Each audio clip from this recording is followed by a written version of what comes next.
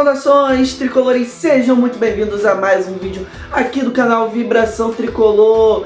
Mais um pré-jogo de Fluminense e Palmeiras, válido pela 16ª rodada do Brasileirão de 2025. O Tricolor precisa voltar a vencer. Como vamos fazer isso? Prováveis escalações, como o Renato deve mandar o time a campo, voltando com a escalação, com a formação de 3 atacantes. Quem vai apitar? Onde vai ser transmitido? Qual é a procura de público? Qual é a atmosfera pré-jogo? Tudo sobre a partida você encontra aqui no vídeo.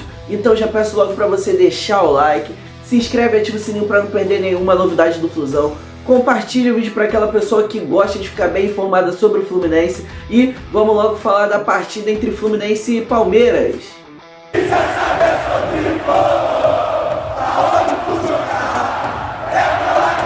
E vamos falar logo da partida entre Fluminense e Palmeiras, Já vamos começar a falar do jogo. O Fluminense voltou da Copa do Mundo de Clubes, recapitulando um pouco, voltou da Copa do Mundo de Clubes, quarta melhor campanha do mundo, empatada ali com o Real Madrid em terceiro lugar. O Fluminense foi muito bem, só que desde que voltou não reencontrou um bom futebol e perdeu seu craque e ídolo John Arias. Ali contra o Cruzeiro, o Fluminense ainda contava com o jogador, só que fez uma partida abaixo, uma partida com erros de marcação, erro de até escolhas do Renato Gaúcho para aquela partida, na minha opinião. Então eu acho que o Fluminense deu muito mole, dava para ter conseguido um resultado bem melhor contra o Cruzeiro no Maracanã. O psicológico já bateu, depois daquela derrota, pegou o Flamengo no final de semana, entrou de volta com os 3 zagueiros, não criou praticamente nada, só se propôs a defender o jogo inteiro, mas não executou bem, porque no final do jogo o Flamengo fez o gol e ainda tinha achado mais 2 finalizações muito perigosas. O Fluminense tem um problema sério na bola aérea desde a Copa do Mundo. Lá contra o Al Hilal, lembra? O Koulibaly deu uma cabeçada, o Fábio fez uma das defesas mais sensacionais, tenho certeza, da carreira dele. No Fluminense também, na carreira dele em geral.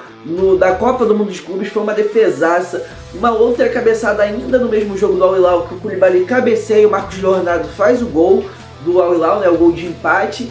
E quando volta, toma um gol de bola aérea contra o Cruzeiro, deixando o Fabrício Bruno sozinho. E agora contra o Flamengo toma um gol com o Léo Ortiz cabeceando para o segundo pau e o Pedro concluindo, fazendo o gol da vitória do Flamengo. Então é um problema de bola aérea. Se você reparar, o Fluminense sempre deixa algum jogador livre. É um problema dessa marcação do Renato, que marca por zona. O Fluminense devia marcar individualmente ou pelo menos misto, povoa um pouco ali a pequena área, como o Renato quer, mas bota jogadores específicos, os principais cabeceadores, muito bem marcados. Por quê? Fabrício Bruno, um zagueiro gigantesco, que é ótimo na bola aérea, deixaram sozinho e fez o gol. Senhor Freitas. Léo Ortiz, senhor Freitas também deixou sozinho, que é um ótimo cabeceador, Léo Ortiz. E ainda mais nessa jogada ensaiada do Flamengo. Koulibaly nem se fala, deve ser um dos maiores cabeceadores do mundo no futebol em atualidade, jogando bola no momento. Então, é um problema sério da defesa do Fluminense. Espero que o Renato tenha treinado muito bem isso, para o Fluminense não sofrer com bola aéreas contra o Palmeiras, que é um time que é bom. Tem Gustavo Gomes ali, que é um craque, um jogadoraço, zagueiraço, que pode trazer problemas em uma jogada de bola aérea ali do Palmeiras. Falando mais sobre a partida acontece às 7 horas da noite, 19 horas, no Maracanã. Jogo válido pela rodada 16, como eu já falei, o Fluminense tentando recuperar ali uma boa sequência de jogos, de resultados. Mas, por mais que jogue no Maracanã, não vai ter um público digno de Fluminense e Palmeiras, porque até agora, dia ainda, início do dia de quarta-feira, o Fluminense só tem noticiado ali de ingressos prévios vendidos aproximadamente 18 mil ingressos, só 18 mil ingressos vendidos antecipadamente ainda no início dessa quarta-feira. O que eu tenho a dizer? A expectativa de público pelo aproximadamente 25 mil ingressos, 25 mil pessoas, porque o Palmeiras sempre esgota lá o espaço deles, é normal, é de praxe contra o Flamengo, contra o Fluminense, contra o Botafogo, contra o Vasco, eles sempre lotam o espaço visitante e contra o Fluminense não vai ser diferente. O Fluminense não está lotando o Maracanã, não esgotou nem o setor sul, então devemos ter um público de 25 mil, um público bem abaixo do esperado. A transmissão da partida vai ser feita no Sport TV 4K, aquele dia que o Sport TV bota aquela imagem braba, melhor imagem que eles têm, É o Sport TV 4K, o jogo vai ser transmitido no Sport TV, TV fechada, e no pay-per-view da Rede Globo, que é o Premiere, Então, você aí que não tem TV fechada e nem pay-per-view, vai ter que recorrer ao Piratex. Por quê? Só Sport TV e Premiere transmitirão a partida. Além disso, vamos logo falar de arbitragem.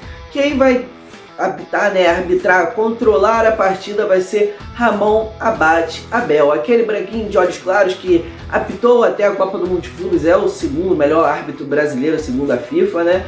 Porque o Wilton Pereira Sampaio, para eles, é o melhor. Todo torneio FIFA ele tá lá desde 2018, pelo que eu me lembro.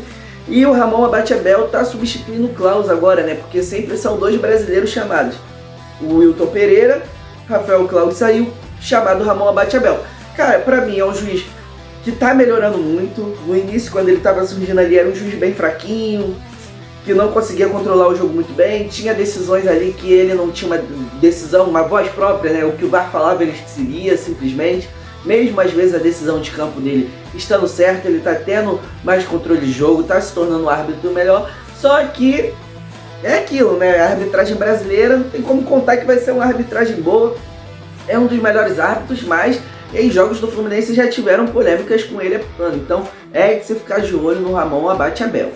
Galera, antes de falar de prováveis escalações e mais detalhadamente ali de tabela, eu peço para você deixar o like, dar essa moral aí, é um incentivo. O vídeo também chega em mais pessoas, ou seja, mais pessoas vão ficar mais bem informadas sobre o Fluminense. Compartilhe o vídeo para aquela pessoa que você sabe que é apaixonada pelo tricolor, que ama ficar bem informada sobre o Fluminense. Se inscreve e ativa o sininho para não perder nenhuma novidade do Flusão. Tenho certeza que você não vai se arrepender de inscrever aqui no canal. É vídeo de análise, é vídeo de notícia, pré e pós-jogo, vídeo de história, tudo de Fluminense você encontra aqui no Vibração Tricolor. Então peço mais uma vez, reforçando, deixa o like, se inscreve, ativa o sininho, compartilha e vamos logo falar das prováveis escalações.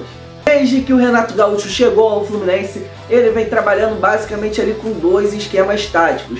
Um 4-3-3, né, formado por uma linha de 4 na defesa, dois zagueiros, dois laterais, dois volantes, um meio campista, ou ali trabalhando com os três volantes, e três atacantes, dois pontas e um centroavante. Ou ele trabalha no 3-5-2, esquema que ele começou a trabalhar lá na Copa do Mundo de Clubes, que significa o quê? Que o Fluminense tem três zagueiros, dois alas livres, né, que trabalham tanto no meio de campo quanto na defesa, três volantes ali, ou um meio campista e dois volantes, e dois atacantes, um centroavante e um dos pontas ali fazendo a função, né, de segundo atacante. A provável escalação, né, para esse jogo de quarta-feira, provável, não é certeza que o Renato vai mandar um 4-3-3, não é certeza que vão ser esses jogadores, é uma provável escalação. E a única pessoa que sabe a escalação é o Renato Gaúcho. Então eu tô dando a provável escalação que vem sendo veiculado, também o que eu imagino que deva ser. O Renato vem poupando muito o time, ele vem alternando, todo jogo ele muda as peças, não vem mantendo a mesma equipe porque está numa sequência de jogos muito grande e na minha cabeça a prioridade é as Copas. Então nos jogos de Copas ele vai mandar o melhor que ele tem e no Brasileirão ali ele vai mesclando o time. Então vou botar o campinho aí na tela agora e a provável escalação é essa: Fábio no gol, Samuel Xavier na lateral direita, já que o Guga foi titular no último jogo, na esquerda o Fuentes, né, já que o René foi titular no último jogo, o Fuentes vem para essa partida. Na defesa você vê aí Ignácio ou Thiago Silva. Miguel, meu Deus, o Fluminense vai enfrentar o Palmeiras e vai jogar sem o Thiago Silva? É possível, o Thiago Silva jogou contra o Cruzeiro, jogou contra o Flamengo, tem partida contra o São Paulo no final de semana, então não duvido nada do Renato decidir poupar o Thiago Silva nessa partida e mandar a defesa com Ignácio e Freitas. Já no meio campo, é também mais ou menos nesse mesmo esquema. Bernal ou Martinelli, alternando ali, né? Os dois jogaram no Fla-Flu, porém o Hércules vai entrar na equipe. Então, um dos dois volantes iriam sair, ou Bernal ou Martinelli. Eu imagino que ele vai manter o Bernal, né? Para manter uma defesa mais bem defendida, né? Manter a defesa mais segura e botar o Martinelli ali como opção para uma segunda etapa. Como meio campista, por mais que o Ganso tenha voltado a treinar, a principal possibilidade é de Nonato, mas eu não descarto o Ganso aparecer como titular aí numa surpresa. Mas o provável de acontecer ali é ser Nonato. Na ponta direita, Soteldo. Na ponta esquerda, Serna ou Canóbio, mais ou menos ali naquele mesmo esquema. Os dois jogaram Fla-Flu, mas o Canóbio foi titular, jogou mais parte do jogo, então é provável que seja o Serna. No centroavante, né, como centroavante, provavelmente Cano ou até mesmo o John Kennedy. Eu acredito que o Renato vá com o Germancano, que foi poupado na última partida, e o John Kennedy fique como opção para o segundo tempo, ou vice-versa. O John Kennedy vai ser titular e o Cano vai entrar na segunda etapa. Agora vamos falar de Palmeiras, vai mudar o campinho aí na tela. Agora vamos falar de Palmeiras. Palmeiras eu não vou falar muito, Palmeiras é aquele time que você sabe como é que funciona, é um time que não gosta tanto da posse de bola, fica com ela ali em meio termo, é um time que também descarta a bola que nem o Cruzeiro, mas é um time que gosta de ter o domínio da partida, às vezes com a bola e até mesmo sem a bola.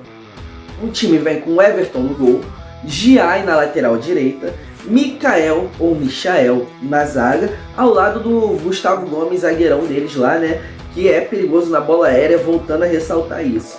Na lateral esquerda, Piquerez. No meio campo, Lucas Evangelista, que vem fazendo uma ótima temporada, e Aníbal Moreno. Já como ponta, meio ala, meio meia direita e meia esquerda, vem o Maurício e o Facundo Torres. No centroavante, né, de atacante mesmo, lá no ataque, Felipe Anderson como segundo atacante e Vitor Roque como camisa 9 da equipe. Essa aí é a equipe do Palmeiras, eu acho que é uma equipe muito perigosa. Agora vamos falar um pouco de tabela, eu vou botar a tabela aí na tela agora para vocês verem. O Fluminense está em 8º lugar e o Palmeiras está em 4º. Como você pode ver, os dois times têm 2 jogos a menos, era aquela dúvida que eu estava no início do vídeo. Então, os dois times estão com jogos a menos, mas o Palmeiras já está 6 pontos na frente do Fluminense.